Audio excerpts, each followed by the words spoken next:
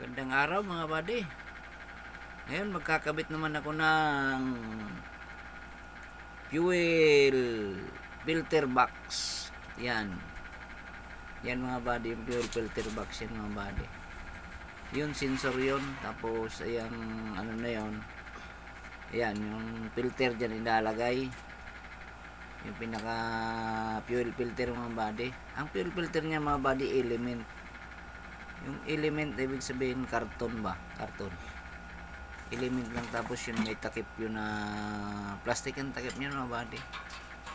So bali yung takip niya nasira na. Bali wala pang takip yan, kaya di ko pa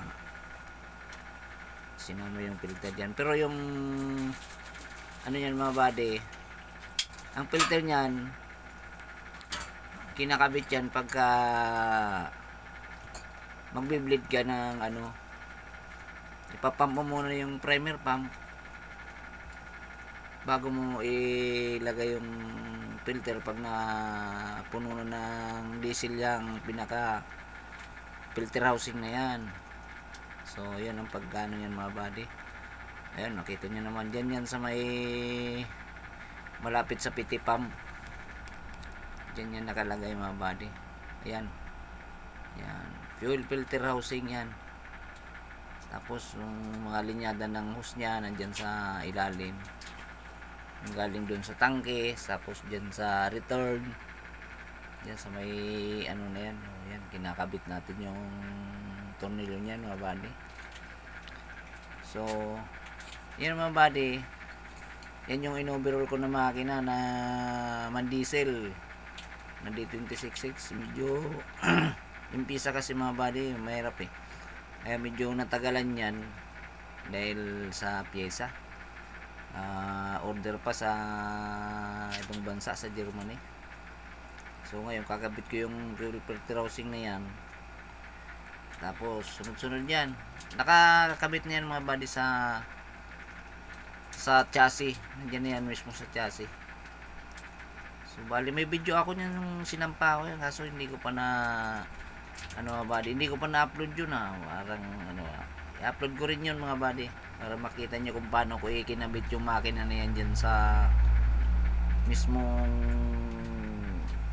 chassis.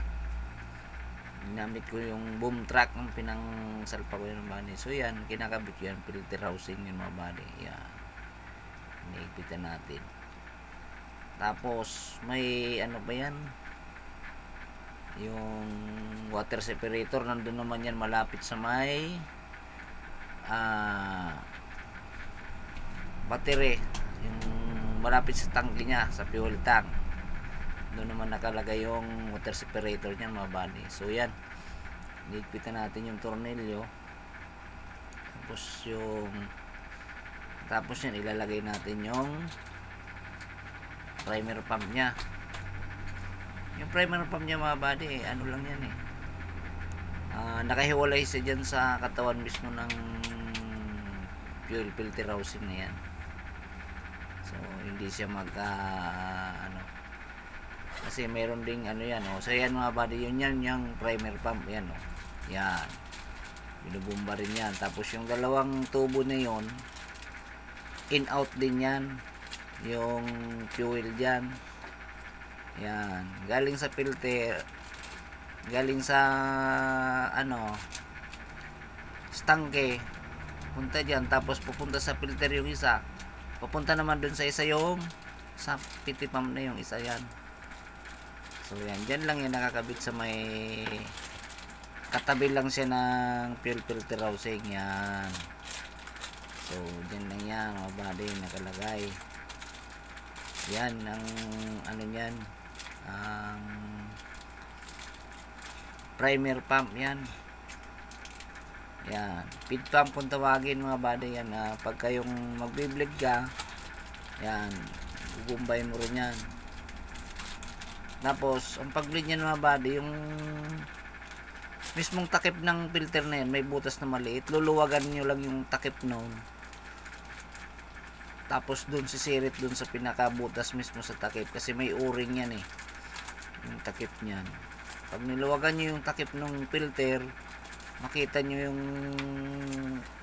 butas doon na maliit sa may gilid ng takip, yun sisirit na yung diesel doon. Yun ang pagbibleed niya na body. Tapos yan yung fuel line hose yan, papunta yan doon sa PT pump. Ayan, primer pump to PT pump yan magkarugtong yan mga body. Tapos yung isa inner, tapos yung out yun papunta na yun doon sa PT pump. Ayan, tapos yung dinudukot ko dyan yung hose yan doon sa return naman yun sa ilalim. Yan, galing din yan dyan sa katawan niya sa makina, yung pinaka return niya. Yan, maraming hose yan mga body, maraming ano yun, umaga yung katawan ng fuel filter ang nakakabit na hose dyan ay 4 sa ilalim, tapos 2 sa ibabaw. Ayan,